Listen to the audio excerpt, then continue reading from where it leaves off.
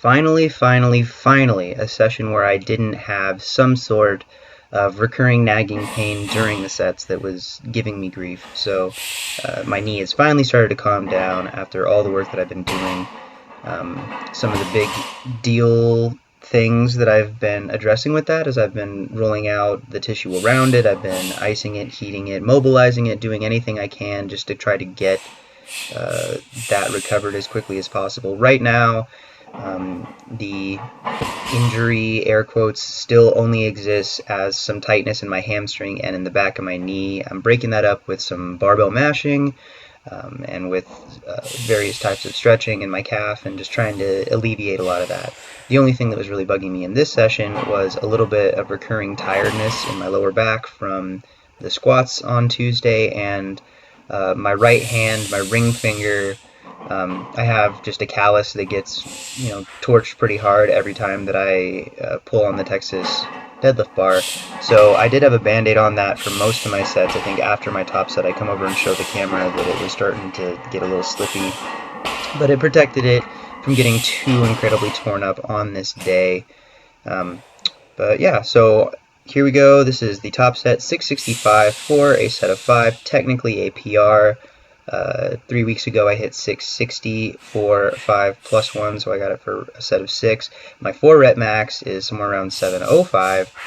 So there's a little bit of space in between that I think I can bring this 5 rep max up. This is definitely not a true 5 rep max. I had way more in the tank. But afterwards, I already had it in my mind that I was probably going to put on 720 again and get more used to pulling that heavy weight. And that's just, so there's the Band-Aid. I chalked under the Band-Aid, then I chalked over the Band-Aid. I tried to get as much chalk around that area as possible to kind of grind that in and keep it from hurting. So worked up here, this is 720. I jumped actually straight from that 665 up to this. Probably too big of a jump on the day, and it moved smoothly. It wasn't a bad rep at all. A little bit slower than it was last week. I think that I was more pre-fatigued going in for obvious reasons. Gave it a kind of half-hearted attempt on that second rep, and as soon as I kind of felt that it wasn't going to fly up, I decided, what would be a good idea? Not doing something stupid that could potentially hurt me and put me back in the same situation I've been in for 3 weeks where I'm babying some body part and stressing about every session whether or not I'll be able to get through it. So I agreed with myself on that decision and dropped down to 605 for my conventional set. The goal here was 5 reps, and it would be a PR if I got it. Spoiler alert, for these last 2 reps, yes, I did in fact get it, despite the fact that the last 3 reps were pretty darn ugly. I just get lazy in my conventional form. I shoot my hips up too fast.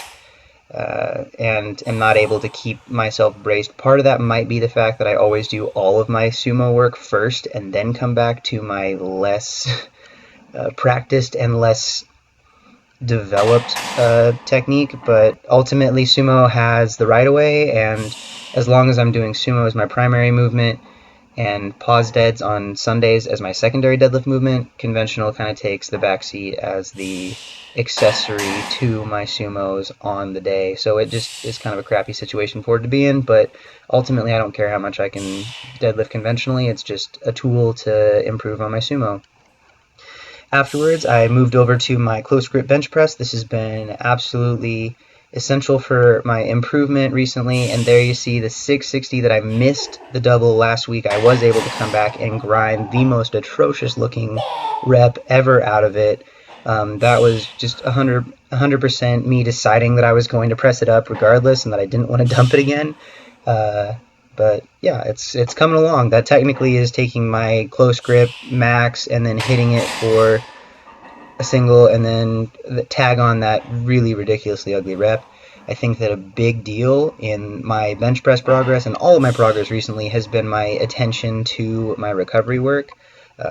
I want to make sure that people are understanding and aware of the fact that my expectations for progress can afford to be a little bit higher now than they used to be.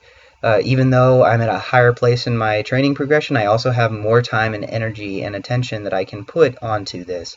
I used to work multiple jobs and go to school full-time and was doing all these other things. Right now, there's not nearly as much going on in my life, so I can focus and put more attention on my recovery, on my planning, on my programming, on my nutrition, on my mobility. All these things are factors that are much more in my control, and so I can expect to recover from more workload, so I can have higher expectations.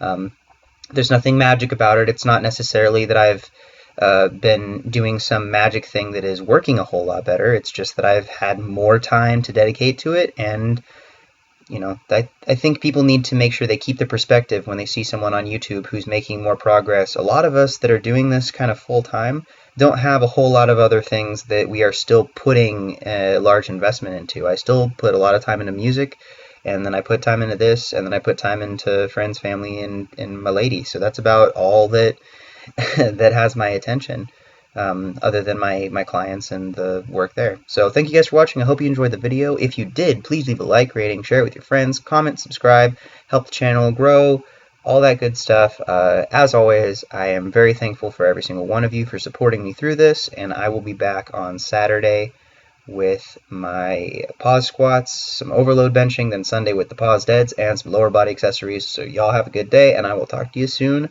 Goodbye.